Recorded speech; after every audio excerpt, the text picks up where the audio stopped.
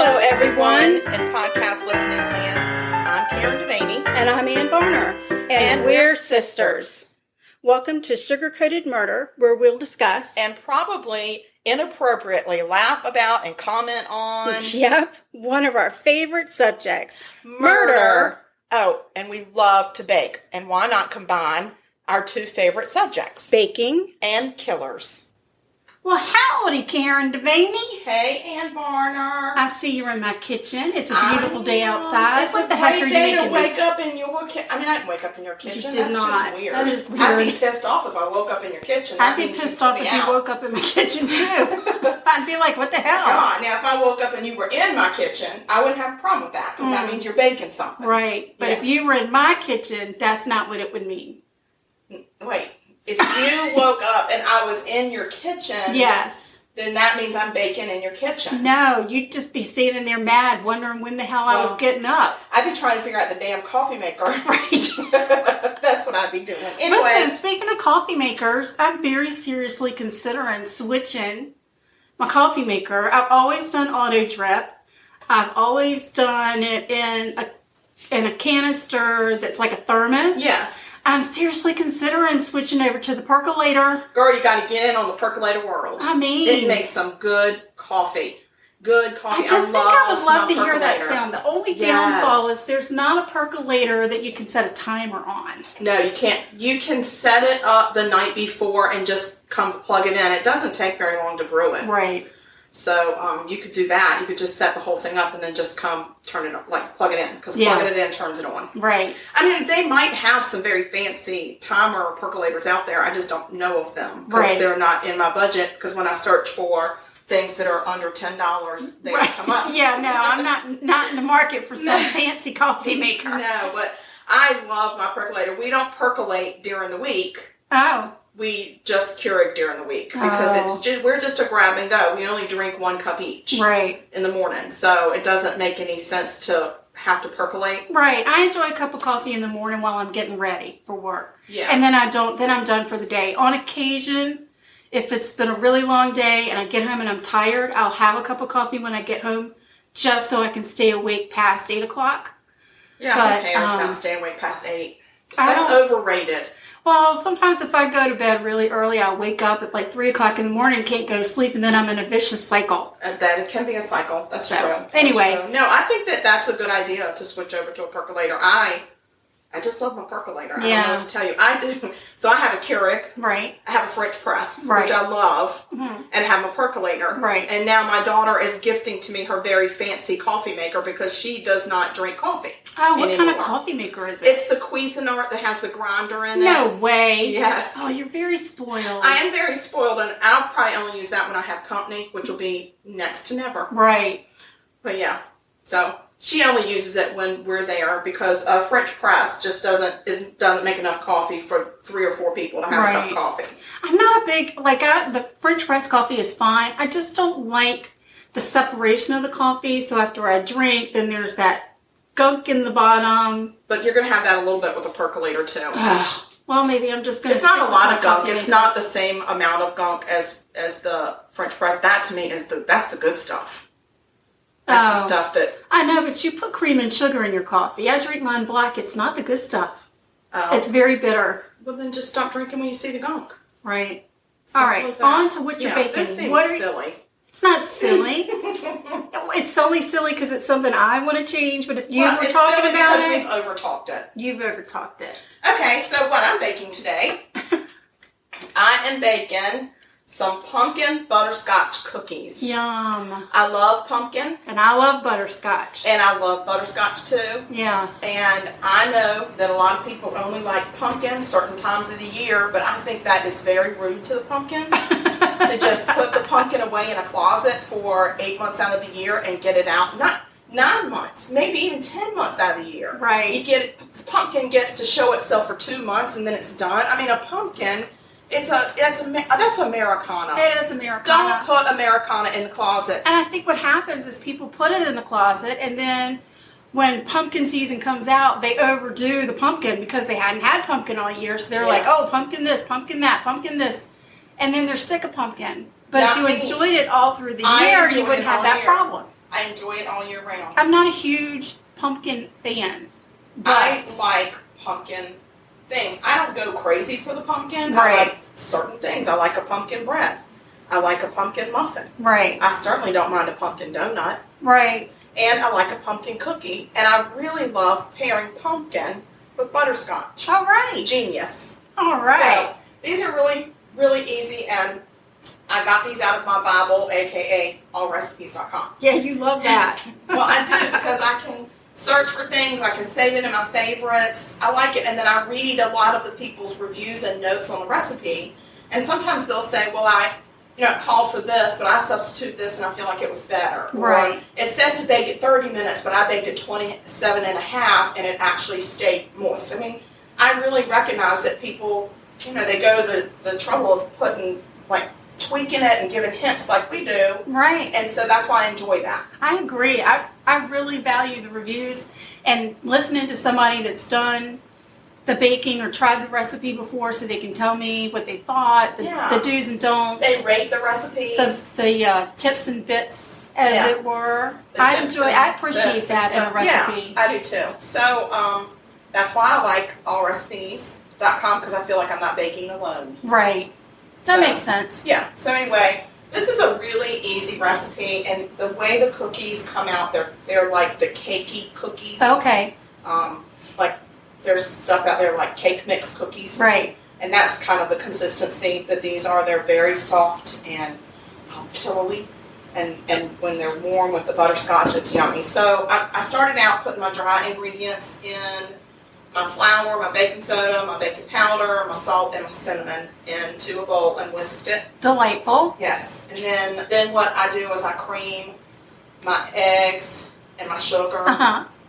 And then you add in your oil, your pumpkin, and your vanilla. Right. And then I'm going to put the dry ingredients with the wet ingredients, and you have to make sure you don't overmix. Don't overmix because it'll dry it out. It will. And then you I hand fold in the butterscotch. Right. Because you don't want to mix it because it'll... Well, you don't want to break up your butterscotch. Right. And you don't want to overmix your batter. Yeah. So I hand fold it. That was one of the tips that I found in the comment section. Yay. So anyway, I'll be doing that. I'll be piddling around, and then you put it in a 325 degree oven. And you use parchment paper with this recipe, which I appreciate. So while I'm doing that, why don't you tell us about a murder? I'm going to tell you a terrible tale. Oh no! A terrible tale. I'm telling you, it's terrible. Well, T. So this is a story of the story of Kate Waring. Kate Waring grew up in a prestigious neighborhood in Charleston, South Carolina, known as the Battery. Anytime people talk about Charleston, a lot of times they'll refer to the Battery, or they'll call it Rainbow Row. It's our little part of town, downtown, where they have the beautiful different colored houses, and it sits right close to the waterfront. And it's very pretty, but it costs a pretty penny to live in that area. That's what I call the high rent district. High rent district, yeah. She was a debutante, as are a lot of people in that area. And she had a fiery heart, and she had fallen on hard times. Oh, dang. She partied a little too much in college. Hey, no judgment here. She dabbled a little in drugs. There's some judgment here. She had lost her license from a DUI. A little bit more judgment. But she really wanted to get her life together. And I support that. She wanted to get her head on straight, and she wanted to figure out where she was headed in life. And everybody deserves to be able to do that. Yeah, so she was fortunate enough that she was able to move home and live with her parents while she was figuring things out. Okay. She continued to struggle, but with her parents' guidance, she began to feel more like the girl she had once been. So one day, her dad offered her the trip of a lifetime. He told her she could go anywhere she wanted to go with him, and he would pay for it, all expenses. Damn, that's really nice. I know, I wish somebody would ask me that. Yeah. Well, I mean, I guess it depends on the person, but it'd be nice to have that offer, especially from a parent. I'm just saying. No pressure, Mama. No pressure, Mama. So, Kate had always wanted to go to the Arctic. She wanted to see the polar bears in the wild. Okay. So her dad booked a trip for her, and he and Kate got to go and experience her dream. That's fun. They went on a cruise, her and parents. Kate really started to feel like her troubles were behind her. Aw. While she was on the cruise, whilst she was on the cruise, she even met herself a little Russian sailor. Oh my. He worked on a ship, and she quickly started to learn some of the Russian language, Oh, that's fun. and she found a new love. And that was all things Russian. She liked her Russian boyfriend. She liked to learn about the culture, the art, the language. I'm just saying, I don't mind Russian tea. I enjoy Russian tea enjoy it, myself. so I can understand her. I get it, yeah. Yeah. So she looked into the country's history, she studied language, the culture, and after a few months, after she got home, a few months later, she decided she was going to take a trip to Moscow. So she flew to Moscow, and she met up with her little Russian friend, and she wanted to get to know him better, and she wanted to see all the things that she had been reading about in her research of the country. It's so fun. Good for her. Yeah, she was transformed. She was consumed with all things Russian. Yeah, so she returned home to Charleston, and she made a plan. Her plan was that she was going to go back to Moscow, take up Russian studies as a student, and then she was going to see where that led her. But she was very passionate about it. So That's she really so great. was excited. She had a plan. She was getting her life together. You have a passion. Yeah. So unfortunately, she had a little bit of a paperwork. She had been to Moscow. Her visa had run out. She had to come home. And then something went wrong with some of the paperwork that she did to get her new visa. So she needed to go and get that straightened out. And she took a train to Washington, D.C.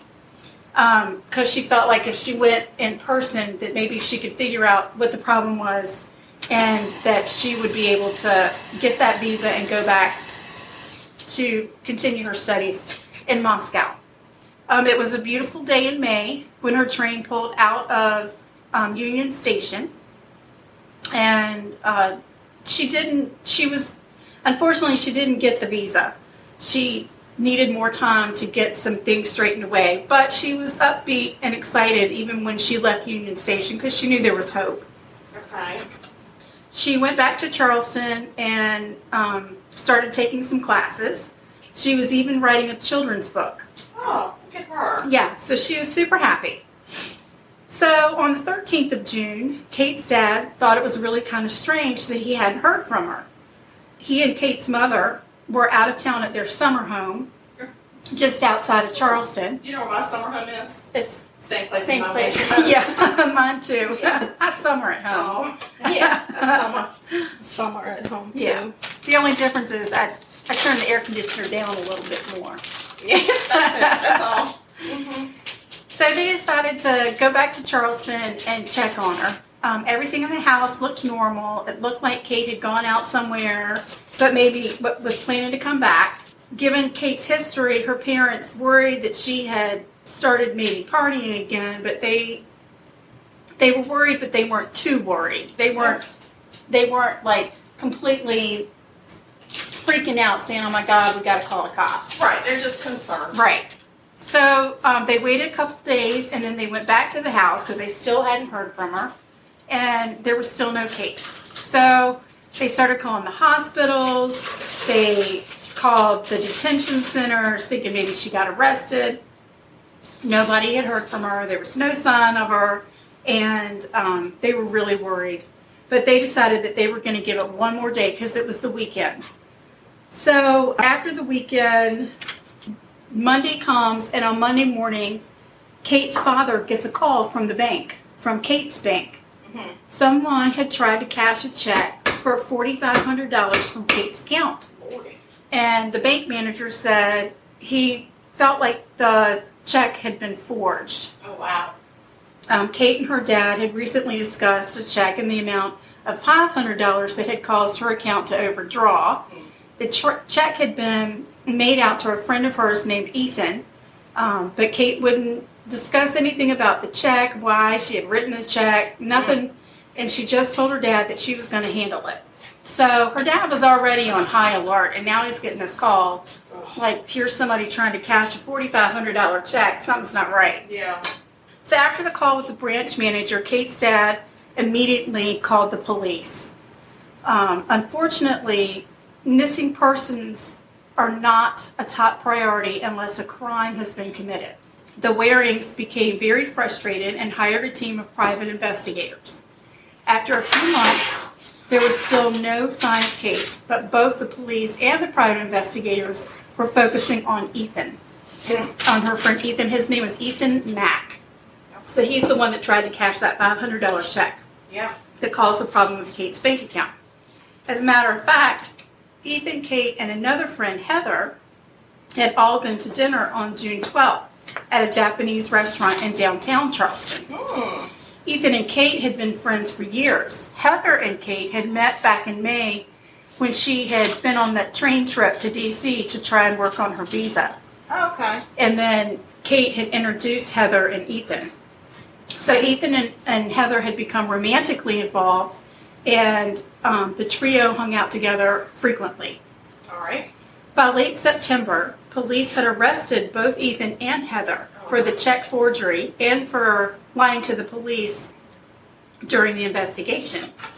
So a week later, the investigators that Kate's dad hired found Kate's skeletal remains. Oh, no. Yep. Kate's family recalls meeting Heather and warning Kate that maybe she was trouble. They just got a really bad feeling about her the first time that they met her, and they did not like her. They thought she was trouble. So when Kate's mother first met Heather, Heather told her that she had relocated to Charleston because she needed a new start after losing her son to leukemia. Oh. Heather said she was a pediatric burn specialist, and she was working at MUSC, which is a local hospital here in Charleston. Heather told Kate that her son had been killed in a car accident. Kate's mom could see trouble, but Kate just saw a friend. She really didn't believe anything that this girl Heather was saying. She just didn't find the story believable, and she thought something's not right. So in June, Kate had gotten into an argument with Ethan and Heather because someone had been using her credit cards without her permission, and she suspected it had been one of them. Now that Kate's body had been found, Heather started to kind of freak out. She panicked, and she told police she would tell them what happened to Kate, but only if they agreed to a plea deal for her. And they did. So on the night of June 12th, Kate, Heather, and Ethan went to Ethan's house after they had dinner downtown, and they said that Kate had been drinking, and she was a little bit drunk. As the three of them were hanging out, Ethan challenged Kate to see if she could fit into a suitcase that was on the floor. And let me just say, if you're at somebody's house and they say, hey, I bet you can't fit in that suitcase, don't get in the suitcase. It's just not going to turn out. It's not going to be okay. Kate was the athletic type, and she was competitive, so she accepted the challenge. As Kate situated herself in the suitcase, Ethan pulled out a stun gun. Kate became annoyed with Ethan, thinking that it was part of the challenge. Ethan began jolting Kate, which caused her to struggle. So then he hit her in the head with a wine bottle several times, rendering Kate unconscious. That's not nice. That's not what wine bottles are for. It's not. It is not. It's not nice at all. Do not hit anybody with a wine bottle unless it's in self-defense, unless it's just really bad wine. Self-defense is it. Okay. That's it. That's Nothing fine. else. We'll keep it at self-defense. Yeah. So, naturally, Ethan and Heather close the lid on the suitcase, drag it to the bathroom. Heather fills the bathtub with water. She and Ethan put Kate in the water where she drowned. She was still alive. She was still alive. Okay, so just unconscious. Okay, so let's just say some rules for life. Don't ever accept the challenge of getting into a suitcase. Right. Even if you trust the person telling you to. It's just not a good idea. Suitcases are not for people. No. They're for travel. Travel. With people. They're to take people's things. But yes. They're not for people. Not suitable Challenge, for people. Not accepted. Right, exactly. And then what that leads to is head assault with a wine bottle. Right. Not nice. Right. And then and stun gun. a stun gun, and then a drowning in a tub. Yeah. Not a good idea. That's just, I don't like them. No, and what really irritates me These is are that her friends. these are her friends, and she introduced them. I mean, good heavens. They're So not anyway, very grateful. they Not called- very gracious. No. They called a friend of theirs over the next day and asked for help loading Kate's dead body. Wait, they told that friend it was a dead body? Well, they said, we need your help getting something into the trunk. Okay. It's in the suitcase, and don't look in it.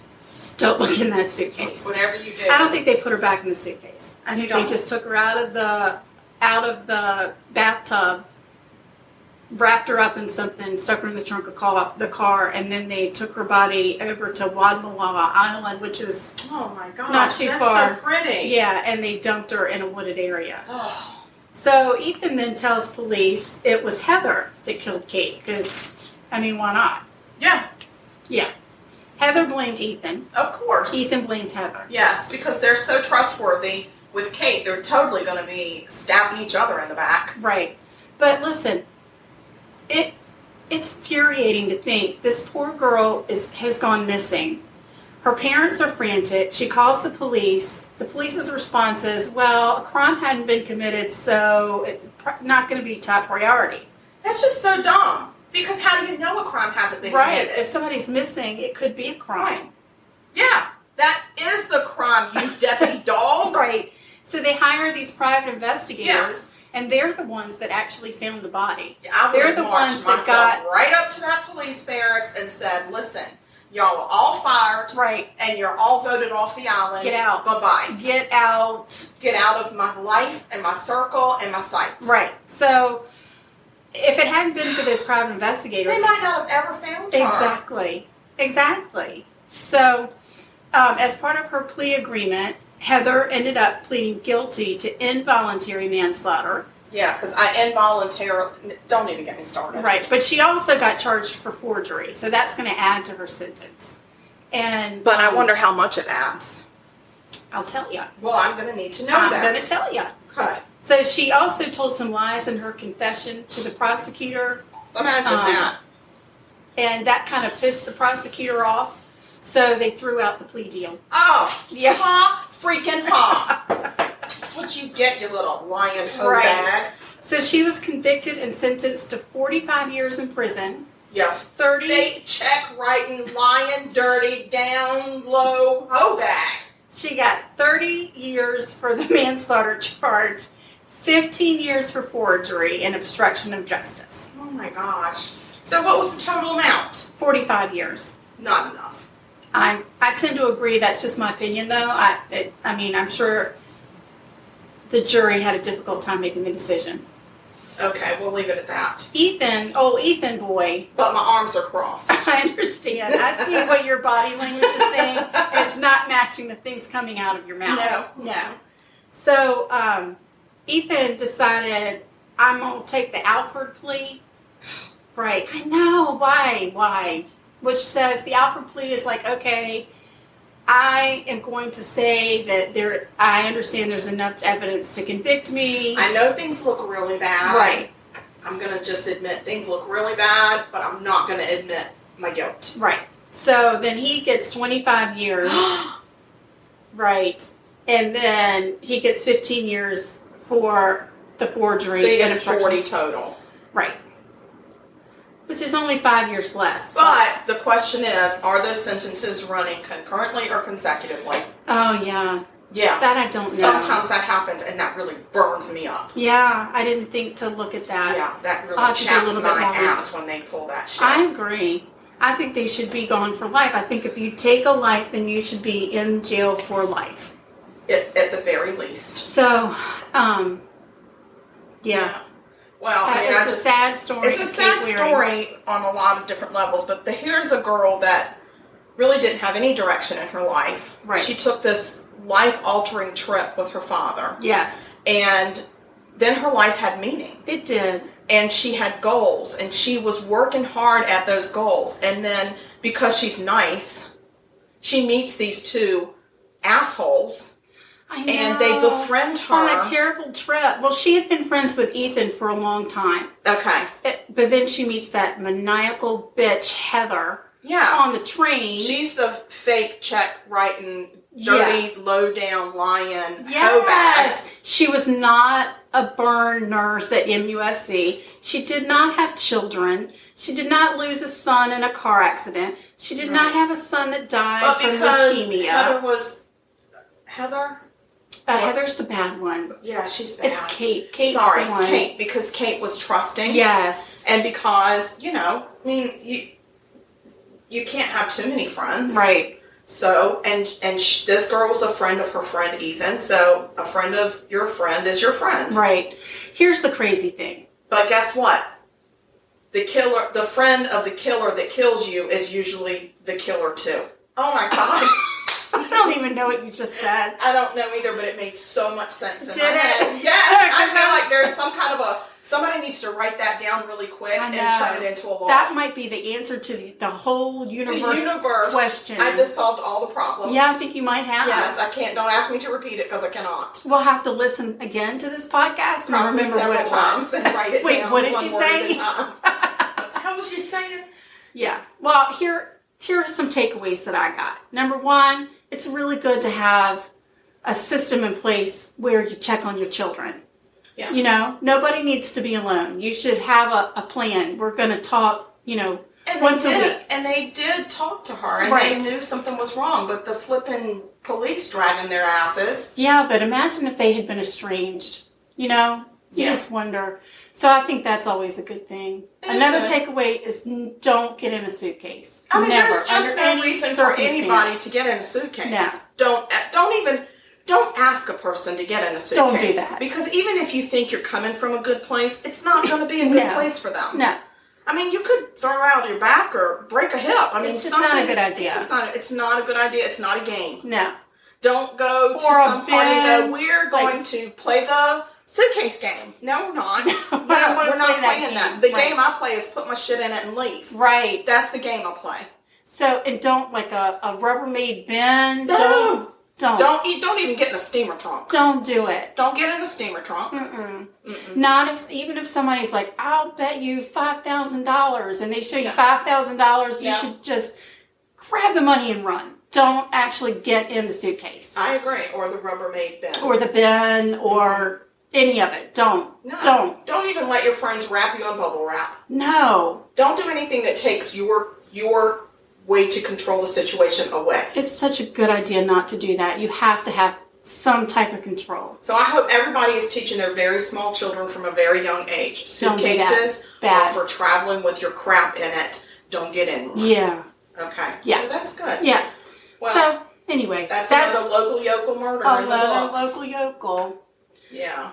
So anyway, my kitchen is starting to smell. Yes, the cookies are in the oven and they're baking. They have about 3.5 more minutes and then they come out. They cool for about 3 minutes on the pan and then you remove them to a cooling rack. Did you put them on a pan, like one great big pan so that you only have to bake it once?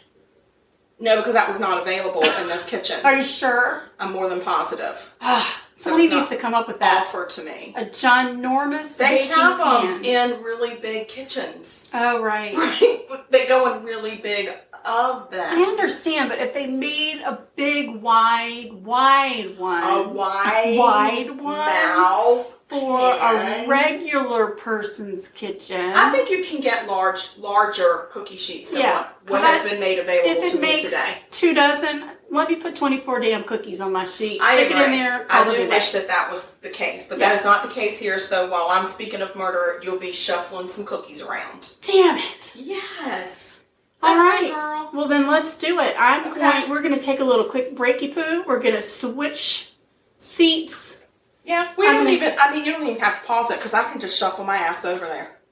Well, shuffle on, girl. Come on now. Shuffle your ass right over. I'm going to shuffle. Every day I'm shuffling. Shuffling. I don't know what this get-up is, but I have to see my way around it. So, I am going to talk about some really interesting things because my murder takes place in Canada. Oh, Canada! Don't do that because we have Canadians that listen to us and they've now been offended and we've lost them as Almost not listeners. offensive. That's the beginning of their national anthem. But it didn't sound too good. Excuse you? Oh. So, okay, the reason that I'm doing this about Canada is because we have somebody's in Canada listening to us. Thank so you. Shout out to the Maples or whatever you call yourselves. Okay. So anyway, I thought, well, that's fine. It's just your phone, not mine. Oh, thanks. Okay, so the one thing that I wanted to start off with was I would like to educate us in some Canadian slang words. All right. I love it. Yeah, so that we can all feel Canadian. You know, I'm all about the slang. Yes. Okay, so when you go into a coffee shop, and this would be me, not you, because this is not how you order your coffee. I order it with 2 creams, 2 sugars. Mm-hmm. That's called a double-double. A double-double? That's not a stutter. That's intentional. A Oi. double-double. I'll have a double-double. Not oi. We are not, I don't even know where oi is from. I don't think that I don't even know who says oi, but it's not the Canadians. They say eh. Eh. That's what. And that really is a slang word, but I wasn't going to bring that one up. Thank you. So there's also something called loonies and toonies. What's that? I love that. A cartoon? Nope. Okay. So in 1987, the Canadian $1 bill got turned into the Canadian $1 coin. Ah. And that coin has the image of a loon on it. Ah. So they call that $1 coin a loonie. Okay. How much is parking? It's going to cost you 2 loonies. Wow. But there's more. In 1996, the Canadian $2 bill became the Canadian $2 coin. Oh. That's now called a toonie. A toonie. Because it's 2 loonies. It's a toonie. That's amazing. That's loonies and toonies. Isn't that fun? I just thought that was so fun. Very clever. Very clever. Those Canadians.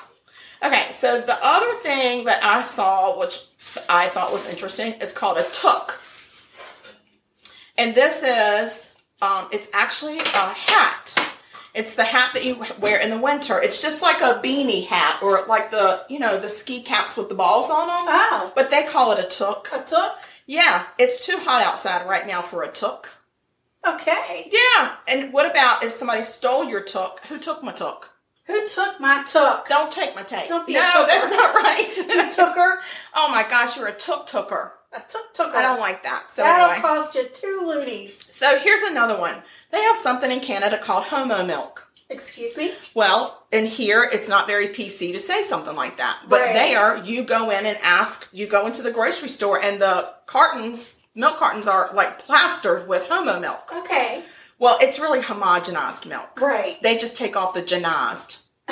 You know, short to the point. I like that. I like a short and to the point so they can walk in and say, hey, can you go and get me a homo milk at the store? Oh. And then stop by and get me a double-double at the coffee shop. And here's a couple loonies and toonies to cover my bill. And Booyah! Just covered all of it right there. and grab your toque. Oh, yeah, and don't Oh, yeah. forget your toque. So there's one more thing, and it's called, it's skookum. Skookum? Skookum or skookum, I don't know. It's Skookum. Skookum or skookum. Okay. But it actually means fancy, exceptional, impressive.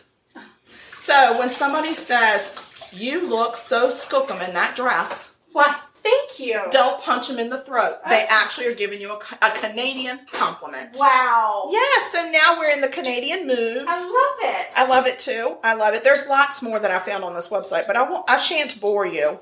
Not that the Canadians are boring by any means, because we love our Canadians. Have you ever been to Canada? No, and I want to. I do too. I've seen it. I think once when we were in New York, I think we we saw looked the across and saw the checkpoint. point. Yeah, we were like, oh, hello, Canada, Hello, but we Canada. couldn't go across. So we were way upstate in New York, and we were at a fishing camp with our boys. God save us. So it was good times right there, Sugar. Good times. Okay, so I'm going to talk about this Canada situation. Understand. So there's a lady named, I think her name is Cheryl Dell. It could be Cheryl. Is it Cherer? That's Cheryl. It's Cheryl, C-H? Okay, but it's Cherry, like cherry, Lle. So it's either Cheryl or Cheryl, but I'm gonna call her Cheryl because that's the southern pronunciation. Cheryl. Okay, so we're in Ottawa Valley, in the area of Ottawa Valley, in Ontario, Canada. Okay? Okay. Cheryl, she was flamboyant in appearance and personality. Huh? She told outlandish stories about her life. Okay. She bragged about taking on lesbian lovers. I'm just saying. And she told really outstanding stories about her husband, where she was not very nice, maybe. Whoa, wait. What? So she was a lesbian, but she had a husband? She was married, absolutely. Okay, Yeah. all right. Yeah. You go, Cheryl. You live your truth. Yep, that's what they say. So she told people that her husband was abusive to their children. So we'll get back to that. All right. She had flowing red hair and milky white skin. Milky. Mm-hmm. Homo skin. She had homo milk skin. And she was known to wear her full-length fur and high heels when she was out running errands. You know what? If I had a full-length fur and looked good in high heels, I would do the same. I know. Well, she lived in a very hippie-ish village of 700, so she certainly stood out in the crowd. Right. Yes. She never minded putting her personal business on display. Okay? Sounds like it. Yeah. So, she was married to her husband, Scott Dell. It's very convenient that she was married to her husband. It is. I love that that's the way they do things in Canada. They were married for 21 years. They had been estranged for 4 years, but there was talk of reconciliation. Oh. Yep. So, as a matter of fact, one night they talked on the phone for nearly 9 hours. Wow. As Scott sat at his desk in his farmhouse, he talked with Cheryl and reminisced about the good parts of their life together. And he wrote notes as he was talking to her, and he was drinking wine. That there was a bottle of wine sitting on his desk, and he was enjoying some wine. I would like to have wine at my desk. With the fire going in your farmhouse. It was a log farmhouse. Like, it just seemed so cozy. Yeah. So she was on the other line, and she was cooing back to him, encouraging him to enjoy the wine and speak about the impending reconciliation. And he wrote his thoughts as they talked. One of the things he wrote was, "What do you think will happen if I drank a bottle of wine listening to the music we used to listen to? I'm going to think about you and me together." Aww. He also wrote, "I feel like holding you close to me like never before." Aww. Like he was just He really smitten. was going for it. He said, "I can't help it, and I don't want to want you." Aww. It was really sweet. So about 4 a.m., half the bottle of wine was gone. He's feeling a little groggy, and he says, "I got to go to bed."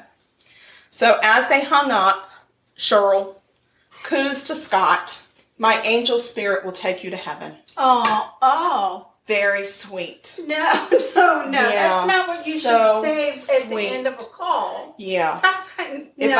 I end our call like that, she'll go, "You might need to go run." I'm going to get the EPI syrup and go immediately make myself throw up. Okay. Well, he hung up and went upstairs to go to bed.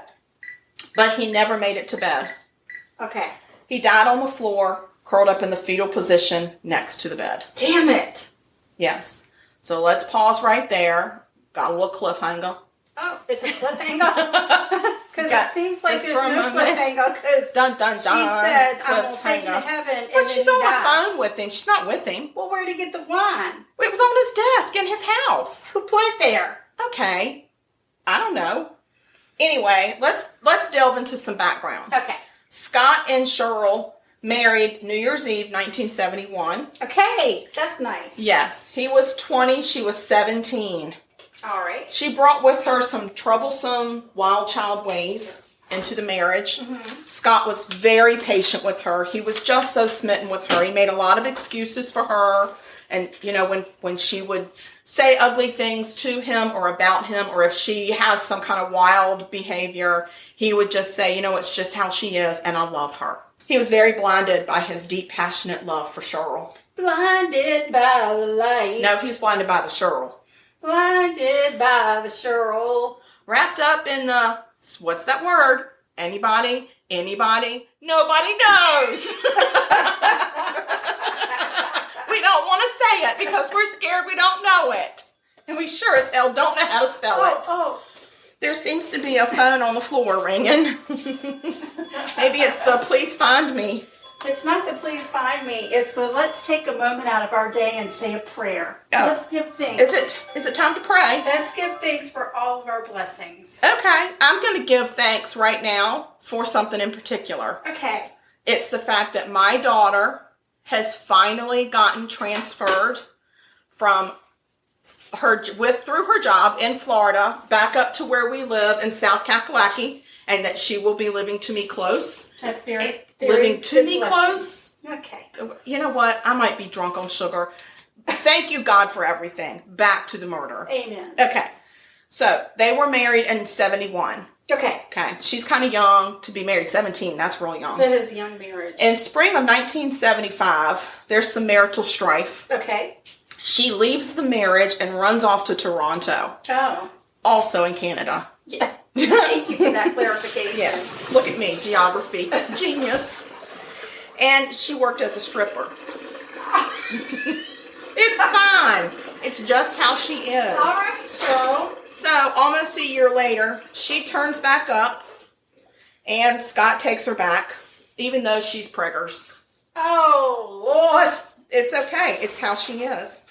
So, Scott embraces the daughter that she has and raises that child as his own. And that child didn't even know Scott was not her father until her late teens. Oh, wow. He just said, you know what, I love the mother of this child, so I love this child. Wow. Isn't that nice? He's a great guy. He sounds like a really nice man. Yeah, I know. Sorry. Okay, so this is where we start to get a little dicey. Okay? Just now? Yeah. Just now it's getting dicey? Yeah. Okay, so she comes back in 75, preggers, okay, has this baby. And he was working at General Motors at the time, and it's either Oshawa or some other version of that. I'm sorry, Canada, I suck at all pronunciations. It's true, she really does. Yeah, it's nothing about Canada, it's about me being an uneducated storyteller. You're educated. You're an educated storyteller. You just are not worldly. I'm worldly, I just can't pronounce shit. So, Mr. Dell is working at General Motors from 1976 to the late 80s, but then Cheryl gets a bright idea, and she decides that the family needs to move to Petersboro, and they opened and operated a group home for special needs children out of their house. Okay. They cared for mentally handicapped children, as well as a baby girl that they adopted in 87. Okay? That's really nice. Yes. And then in 89, the couple moved to the log farmhouse, a few kilometers, because that's what they say for miles, outside of the village where they were, and they settled into a rural alternative lifestyle. Okay. So they operated this group home. They enrolled their older daughter into an alternative school, which was a 2-room schoolhouse. I mean, this is like alternative living for us. They did like local trading and bartering, you know, I mean, right. And this town and the people that lived there had a nickname called the Kaloonies. The Killaloonies. Okay. Because it was Killaloe was the place that they lived. Killaloe. Okay. It's a village. It's the village that had like 700 people. The hippie village. In November of that year, so they moved in the late 80s, 87, 89, they're in the farmhouse. 89, November, she gives birth to a son that was actually fathered by her husband this time. All right. I know. I mean, Way see to how it just comes around. Love it. I know. So the boy was born at home with a midwife attending. All right. In 91, they celebrate 20 years of marriage, and life is good. All right. It's not good. It's not good. So February of 92, Cheryl joined an incest survivors group. Incest? She was a survivor of incest in her childhood. And she met a guy named Gay Doherty. Doherty or Doherty. But again, I'm calling him Gay. And I'm not calling him gay as a slang bad word. I'm calling him gay because that's his name. Right. Oh, no. Gay is a woman. Oh, for heaven's sake. Look at that. What is happening? I know. So anyway, she's a former nun. Oh. And this lady becomes Cheryl's first lesbian lover. She was a nun? She was. Okay. And she left the nunnery. And she met Cheryl. Okay. And they took up as lesbian lovers. Lovers. And this woman was absolutely head over heels in love with Cheryl. She said that she had the perfect Barbie doll looks. And they were immediately attracted to each other, and they became involved. Well, people just really seem to enjoy Cheryl. They do, in all sorts of capacities. They certainly do. Yeah. So that summer, they ran away together. Where'd they go? They ran away to live together. They ran away in July of 92 and took the family van and went to Toronto for a week. She loves Toronto, and she likes to go to Toronto and do weird stuff. She likes to live on the edge in Toronto. Okay. Let's just say that. But she took that van. That was the only van they had, and she stranded her husband and her children and her foster children by taking the van. I'm sure her husband said it's okay because I just love her so much. When they returned, she wanted to move her new lesbian lover into the home. That's where Scott said, nah. Oh, Scott didn't want the lesbian he lover. Said, no. I've had enough of you. No, he said no. So Scott, people thought that maybe he thought that Cheryl was having just some kind of a crisis and that she was just looking for herself and that he was just going to see her through that, but that he could not have this person living in the house. It just didn't work. Okay? Well, I get it. Yes. I get it. I mean, they've got kids. So Cheryl moves in with Gay, and she starts applying to get custody of all of the children in the Dell home, as well as the big old farmhouse. Oh, she wants so she says, if you don't let me come live with the children and my lover, take everything away. I'm just going to take everything from you and vote you off the island. Okay. Yes. So I've stepped out on our marriage. I've taken the van and stranded you. Yes. I've left you with a child that I had with somebody else. Yes. Somebody I adopted. Our child. Yes. And gone off with my lesbian lover. Yes. And I'm still going to screw you further by trying to get custody of the children that you've been taking care of in the farmhouse. And oh, by the way, I'd like to take that too. Yes. Sounds great. So, and she actually went so far as to falsely swear in court affidavits to having a university degree in psychology. And she said that the Dell farm, the big log farmhouse, had been bought with money she had inherited from her grandmother. Oh. This was a lie. Oh. And then she also, when that didn't work, she started saying that Mr. Dell had assaulted her in July, and he was charged by police, only to have the charge withdrawn when it was declared groundless. Oh. 2 days after that, she told authorities in Pembroke that her husband severely assaulted a developmentally delayed 13-year-old boy, giving him a bloody nose and a swollen lip. Oh my goodness. So it took the officials a week to debunk that allegation. And, but as a result of that claim and other complaints that Mrs. Dell lodged, the Dell foster home was ordered to close out of caution, and Mr. Dell had to go on family benefits, which I think... Because he's given up his great job at the car plant. And, I mean, was it Michelin? Well, sugar, now, why would you do this to me? Sorry. Why? Why would you actually think that I'm going to have a recall? Sorry. No, I'm going to tell you now, because now we got to know. He's given up a General Motors.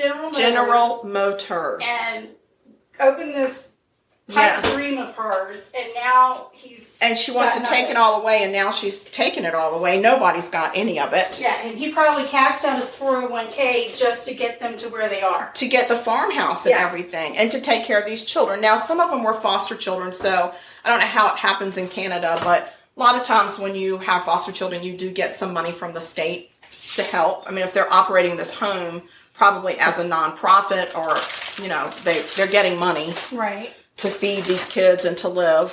So in early September, she made more allegations telling child welfare officials that Mr. Dell had been rough with their oldest daughter and had been sexually improper with his other daughter.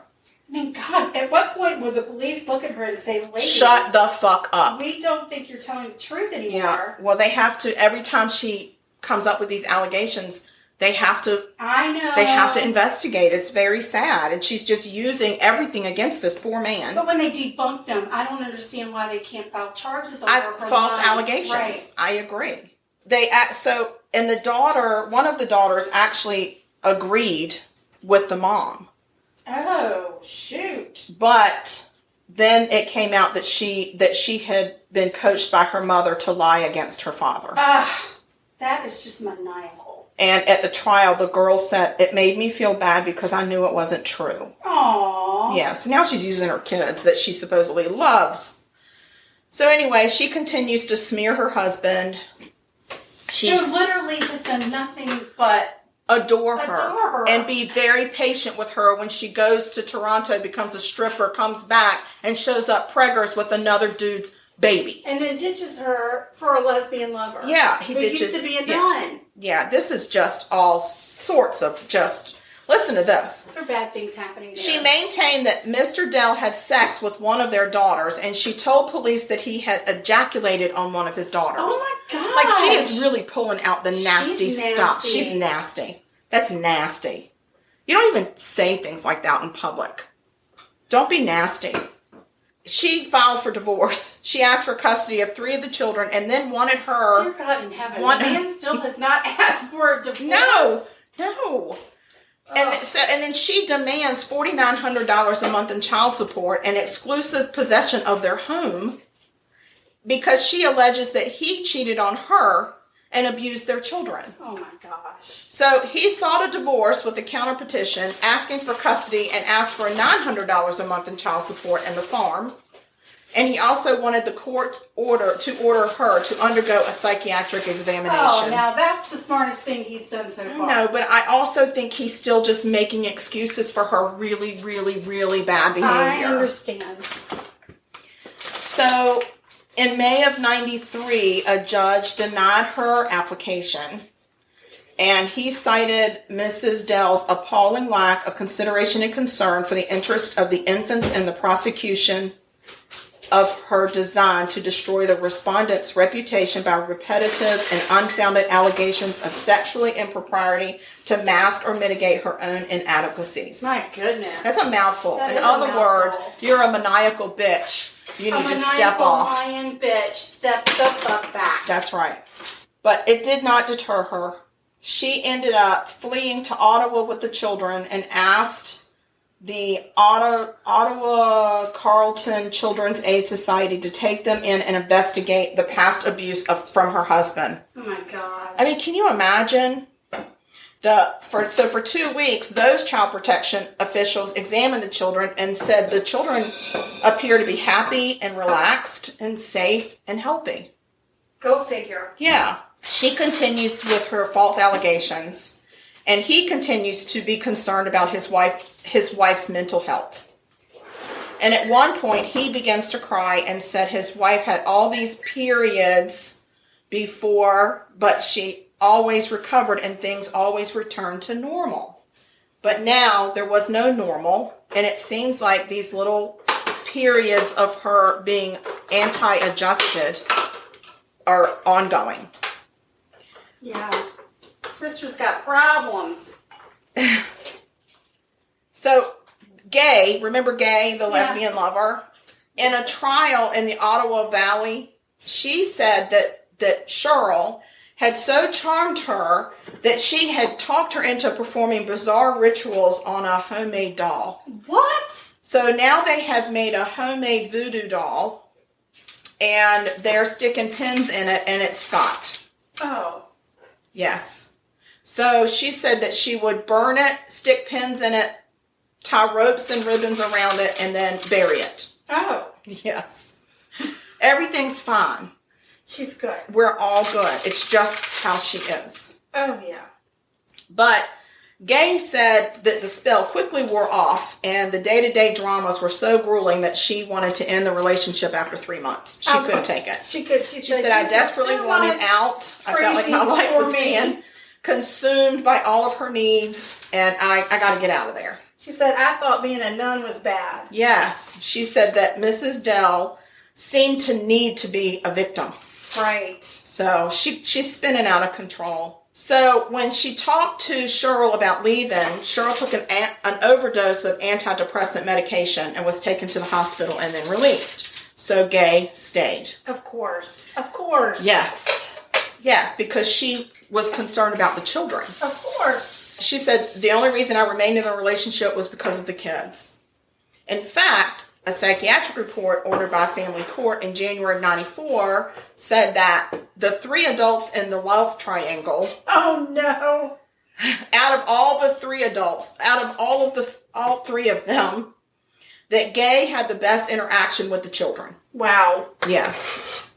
I guess that's where her nunnery took. Skills, yeah. Right. So, anyway, so there was a doctor that wrote some notes that said that Mrs. Dell was inclined to believe she is above conventions or ethics of society and acts accordingly without considering the consequences of her actions. Right. Although she is likely to be rather gregarious and outgoing on her first impression, she does not relate very well to other people.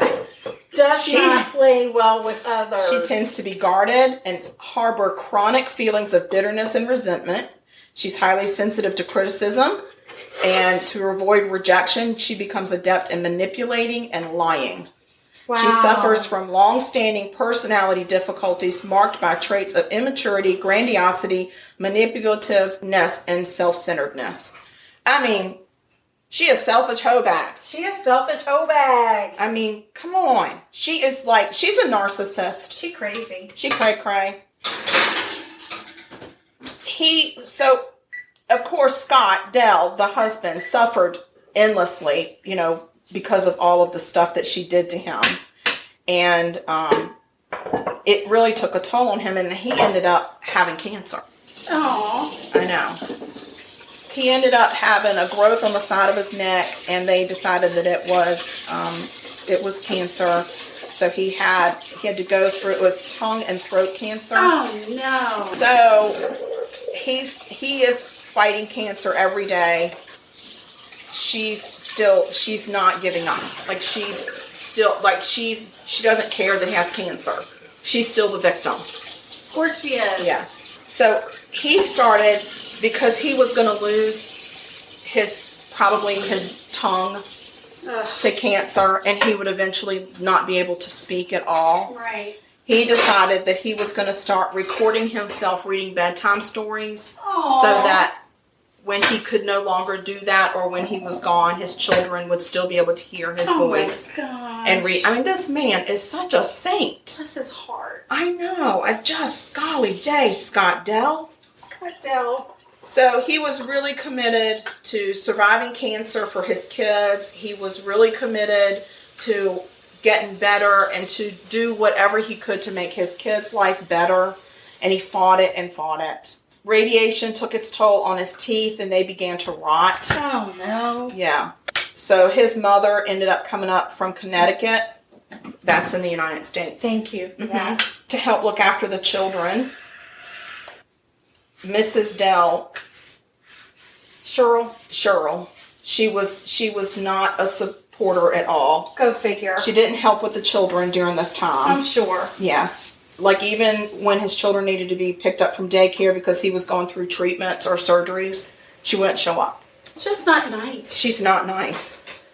So anyway, she said that she was a devoted supporter of her husband's. in his darkest hours, Of and course, that yes. and that caring for him was torture. I'm sure. It was Yes. really hard on her. Exactly. He never complained about Cheryl. He never complained about her. Didn't say anything bad about her. Never would say anything bad. He underwent surgery, got out of surgery, went back for checkups. He was proud of himself. He lost 50 pounds. He lost a lot of his teeth. They had to be recapped, like his teeth and everything. He really went through it. So he did. So he was very happy. He beat the cancer. Oh, way to go. Yeah. And, I mean, he didn't come out of it like he went into it. No, but he still had his life. He lived. And he wanted to live for his children, and that's what he did. He did write. He liked to write notes a lot. And so he wrote, we forget all the time that our life is a gift that has been given to us to enjoy, not to waste. So some people threw a party for him, and his life was good. Life was good. Yeah. His wife eventually lost Gay. She moved out, right? She took on another one. Brought another lesbian lover in. He didn't complain because he felt like she needed somebody to love her. Sure. So. Well, and he's now probably doesn't look all that great from his cancer, and I'm sure he probably had some guilt. Yeah, and by now, Gay actually had befriended Scott. I love that. I think that's a great pairing. I think they kind of paired together. They had a really good friendship because I think she felt bad for him and saw all the horrible things that she did, and she saw his love for his children, and she had that same love, and so they kind of, she kept in touch with him. She moved out of Canada and went to the United States and still kept in touch. Mm-hmm. So that was, that was really good. Now, Cheryl has taken on a lover named Nancy Fillmore. Okay. Welcome to the rodeo, Nancy. Yeah, she was 37 years old. She had placed an ad in their newspaper looking for a relationship. Looking for love. Yeah. I'm looking for love in all the wrong places. They started writing letters to each other, speaking by telephone, and then she of course told all of the horrible things that have happened to her, and Nancy Fillmore just falls in love with her. Of course she does, of course. So she decides to pay Cheryl a visit and surprise her in June of 95. She arrived unannounced. Oh, no. While Scott was visiting. Oh, no. And Cheryl was very cold to her. It was pretty much a disaster, except Nancy ended up taking everyone out to dinner before returning to Ottawa. Where are these people's brains? Right. Like, who's thinking? So I've come to surprise you, and you treated me like shit. And now I'm going to take you to dinner. And the biggest surprise is that your husband, who you say is a horrible person, is visiting you. Yeah, and now you're going to give me the cold shoulder. Yeah. Nancy Fillmore was still interested in Cheryl. So she came back on Canada Day weekend, and they went to the fireworks, and she met the kids, and she got along, and she said, I slept with her. Oh. Yeah. So, of course she did. Right. I forgive you for being a bitch and for being with your husband and lying about him. So I'm just going to mosey on over and So a little something. Cheryl decides that she's going to start house hunting. She was renting a home, and she decided she wanted to buy a house. Okay. So the real estate agent takes her out looking at all these beautiful homes, and she tells the agent that her husband was dying of cancer and she would soon be the beneficiary of his estate. Oh, no. Yes. And the real estate agent believed that Mrs. Fillmore was going to be a partner in the purchase and would provide the down payment, and then Cheryl would be able, with the benefits, would be able to live. Right. So they were partners. He thought they were partners. Partners. Yes. Then she applied for the mortgage, but she put the farmhouse up for collateral. Oh, no. And told them that her husband would soon be dead of cancer, and then she would be able to use that as collateral to buy the new house. Wow. She's setting it up. She certainly is. Yes. So she comes back, or she starts having headaches, and she's having some bone structure problems, but she suffered from headaches and body pains. And she was always saying that something was very, very wrong. She was very sickly. That she thought she had asthma. Yeah. So she's telling everybody, like, I'm very, very sick. And so she actually mentioned to somebody, I wish my husband's cancer would just hurry up and kill him. Oh, golly. Yes, because then she would be able to get the farmhouse, and then she could turn it into a home for unwed mothers. Oh, that makes Or sense. a bed and breakfast. Whatever. Yeah, or both. Maybe both. I don't know. So the whole time she's doing this, she's actually cozying up to Scott. He has no idea. Oh, I know. Poor thing. So he would visit her, and she would talk to him in these like really sweet tones, and people would overhear her like love talk and sweet talk. Oh, and no. yeah, I know, it's so bad. So, but then he would leave, and then she would jump up and down literally and throw a fit and say, he has to die. He's got to die of his cancer. Why is his cancer not taking him? Does anybody know how I can get rid of him? Yeah. So, I mean, she was crazy. People around her were like, okay. So she starts to cozy up to him, and it's July, and she has a fall. She falls off a skateboard. Yeah. okay. And she goes home, and she's got a cast on her leg. These people, the Knotts who owned her rental house, they kind of took her in and helped take care of her. And so Gay said in October of 95, when she lived in Texas, that Cheryl would call to say she was planning to buy a house and sell the farmhouse, which she would inherit when he died. And she fully expected him to die soon. Yes. Actually, Gay ended up coming back from the States and testifying at the trial against Cheryl. I'm really glad she did that. Yes. So anyway, she just keeps pulling some really weird things, and her cat all of a sudden dies very suspiciously. Her cat Asia. Aww. And she said that, well, the Knotts who were taking care of the cat for her said that the cat was out on the lawn being really strange, and all of a sudden the cat started having convulsions. Oh no. They took it to the vet. The cat died, but they found that the cat had been poisoned with antifreeze. Oh no. Yes. And at that point, Cheryl asks Mr. Knott to please use his visa to pay for the vet bill. Yes. And I'm sure he said okie doke. Yeah. I think that the voodoo dolls that she has maybe are the ones that are making all these great things happen for her. Yes. Yes. So she starts talking to the Knotts a lot about antifreeze. And Mr. Knott in a conversation does say, I heard it's got a very sweet taste. And that was very intriguing to her.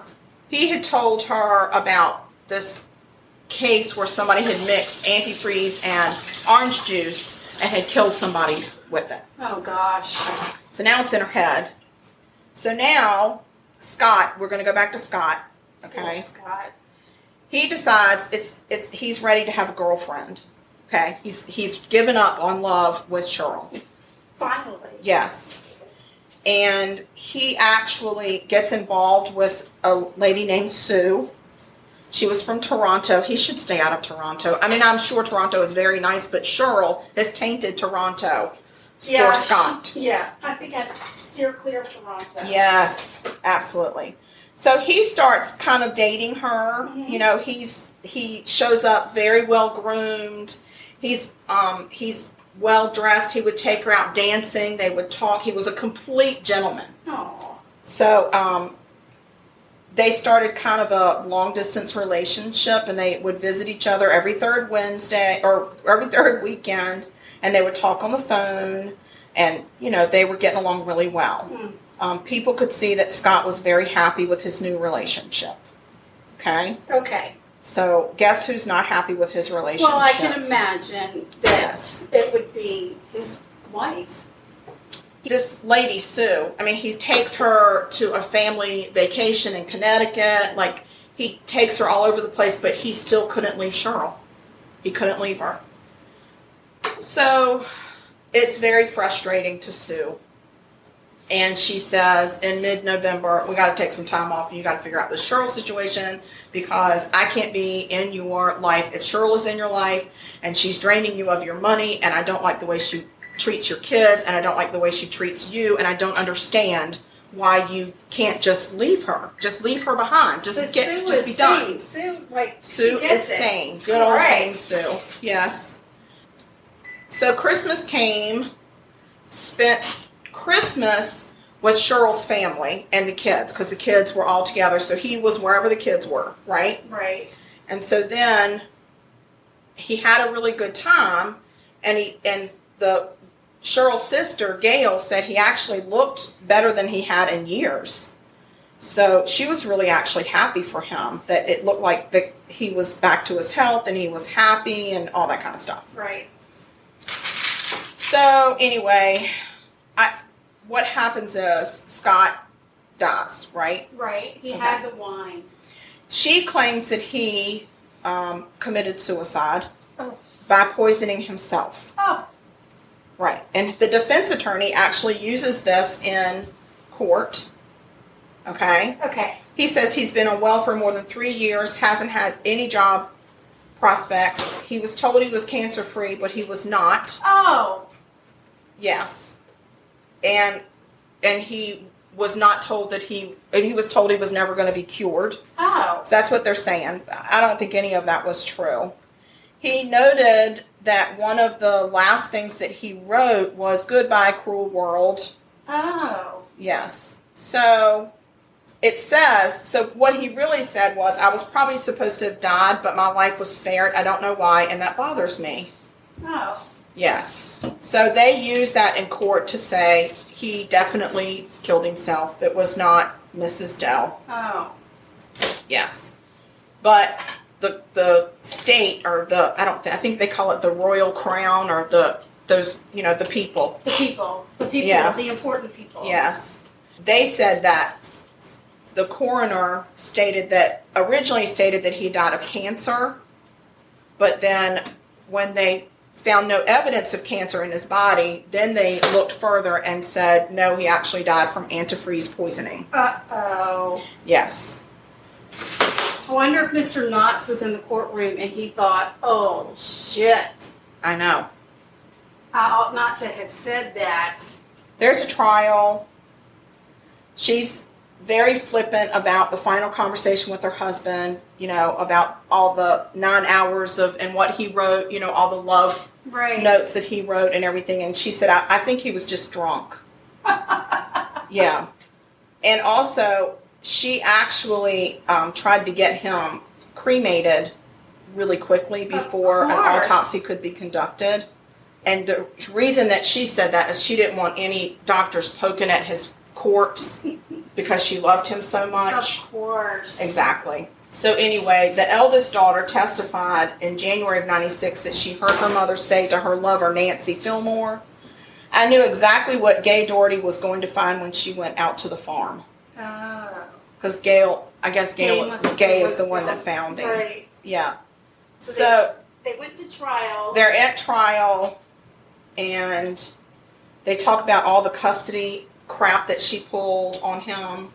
So she was at a detention center, and she supposedly confessed to her bunkmate that she killed her husband. Oh. And she said, I put antifreeze in his wine. What is it with jail inmate confessions? Yes. Mrs. Dell was known in prison as Angel. Oh. And she took it as she was the angel of death. Yeah. Yeah. So anyway, in March of 97, Nancy Fillmore told police that she bought the wine and the antifreeze and that Cheryl had concocted the murder weapon or the murder concoction before her eyes. So Nancy was in on it? Nancy, yes, Nancy. Damn it, yeah. Nancy. Yes. At first, Cheryl wanted Nancy to shoot Scott during hunting season, but Nancy said that wasn't a good idea. So they end up, it's like they're just throwing out ideas. Like, how else can we kill him? If the cancer's not going to take him, maybe you can shoot him. Oh, no. Well, maybe we'll poison him. I heard that's an easy option. So, yeah. Oh, my gosh. Yes. Well, you figure out. I'm pulling the last batch of cookies out of the oven. It smells so good. And I've eaten like 10 of them. You can't eat 10 of them. I can eat as many as I want because I'm in the kitchen. Nancy Fillmore actually told police she knew about Scott's final words to his wife. Right. He was saying, "You're here with me. I can see your angel spirit." But she probably was hallucinating. He probably was hallucinating. Sure, of course. Yes. And she kept just saying, I think you're losing your mind. Just have another drink. Oh, no. Yes. So she was like, keep drinking, honey. Exactly. There's a fire in August of 97, and Nancy Fillmore dies. Oh, It's a fire in her apartment. And guess who faces charges for that first-degree murder? It's Cheryl. Oh. She paid somebody to kill Nancy Fillmore. Was this while she was on trial? This is while she was, yes, on trial. Wow. And in prison. Yes, while she was being That's very housed. ballsy. Yes. She had hired this dude named Mr. Crawford who said, I go to Nancy Fillmore's house, found her drunk and passed out on the floor with all of the candles lit. So instead of cutting her neck like I was instructed, I just flipped over the tables and left the candles to burn. Okay. Yes. And when he said, what's in it for me? She said, I'll give you a motorcycle and $300. Oh, a motorcycle and $300. Yeah, that's what it took. Yes. Wow. So anyway, she ends up being prosecuted and found guilty of Nancy Fillmore's murder as well. Kind of wonder if she killed people before all of this that we don't know about. Yes. Oh. I mean, no. Oh. I'm saying yes, I wonder. It makes you wonder. Right. Right. So anyway, she said, Scott asked me if he would go to heaven and stuff like that, and I'd still say, like, I wasn't his judge as far as heaven goes. If you're real sorry, you should still go, right? Like, if you understand what you did and you like really in your heart, you regret it with all your heart, you still go to prison, you still go to heaven. Well, she was sentenced to life in prison with possibility of parole. See, in Canada, you get life imprisonment, but after 25 years, you can come up for parole. Right. Even if it's life in prison. Wow. But they gave her no chance for parole. No, I'm sorry. After 15 years. If you get life in prison, after 15 years, you can go in front, you can petition. It's a hope and faith petition, and you can petition to get out after 15 years if you can prove that you've stayed out of trouble and you've done good things in prison. So she was told that she can't apply for that until 25 years. Right. I could see that because she killed somebody else. Right. Exactly. So she's in prison for however many years, life in prison with no chance of parole for 25 years. But after 25 years, she can still petition to get out. Right. So, and I don't know what happened to her children. I have no idea. I think. So, we need to add this to our prison tour, yes? I'm going to say, I don't think I even want to. Yeah. If I go to Canada, I don't want to see that. I want to go visit the good parts of Canada, not the parts that she has tainted. Yeah. And I'm not sure that I want to go to this hippie town because I'm not sure how to buy things because I don't have anything to barter or trade with. Right. And I get the whole log cabin thing on a lot of acres, but it seems not as cozy as I thought. I understand. So I'm going to want to stay maybe in a high-rise hotel with some security. Yes. If somebody can make that happen. Oh, yeah. And I'm not saying I don't ever want to go to Toronto, but I'm just saying this this woman tainted Toronto for me. A little bit, yeah. 'Cause it But just I seemed- feel in Toronto is a great place. I hear it's wonderful. I think my daughter went there one time for New Year's Eve. Oh. So, yeah. Anyway, I am going to tell you that was a hard murder. I'm sure. There was so many Gosh. twists and turns, and that woman was so busy. She was busy. She was a very busy bitch. busy bitch. Yeah, I don't like it. So anyway, Canada, I hope I didn't disappoint you. And on that note, I want have a cookie. Yay, cookie. There you go. Oh my gosh, they're so pretty. They are I do a really good job. You do. You're good at the cookie. Oh gosh, they God, smell so good. Okay, I'm gonna eat one. It's like falling in your mouth. No, it's not. It's like not. yummy pumpkin any time of year in your mouth. Delicious anytime pumpkin. Don't put Anytime. pumpkin in a closet. I won't. I'm so sorry. I This is didn't really mean good. to. Okay, we gotta go. We do. It's been a long time. Yeah, I'm exhausted. Yeah, me too. I've been to Canada and back. I'm gonna have a cookie. You have a cookie, I'll have a cookie. Cheers. Bye. All right, guys. Stay sweet, y'all. Thanks so